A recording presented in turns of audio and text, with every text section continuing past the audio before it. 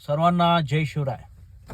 एक आनंदाची बातमी आहे इंदा आपल्या महाराष्ट्र राज्यातील पोलीस खात्याची। शिरूरमध्ये 25 किलो ड्रग्स जप्त करण्यात आले।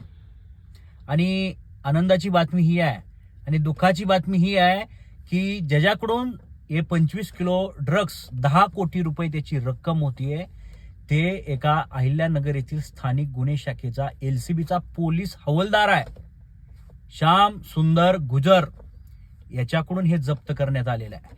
म्हणजे आज पोलीस खातं सुद्धा जे दुसऱ्याला न्याय देण्यासाठी सज्ज असते तेच आज माणसाच्या जीवाशी खेळतंय असं स्पष्ट होत आहे।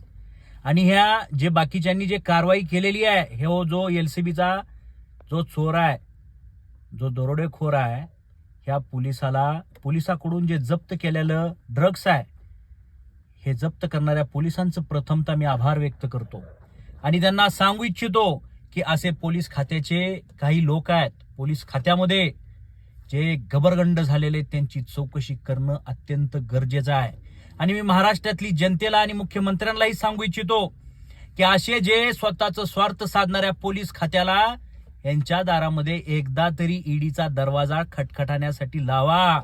ईडी लावा त्यांच्या घरी, म्हणजे त्याशिवाय कळणार नाही एवढी संपत्ती कुठून आली। काय ह्यांच्या बायका काय कुठं दाऱ्या वगैरे धरायला जात्यात, खुरपाई जात्यात? अहो चौकशी करा साहेब, एवढीच विनंती करतो। जय हिंद, जय भारत, जय संविधान, जय शिवराय।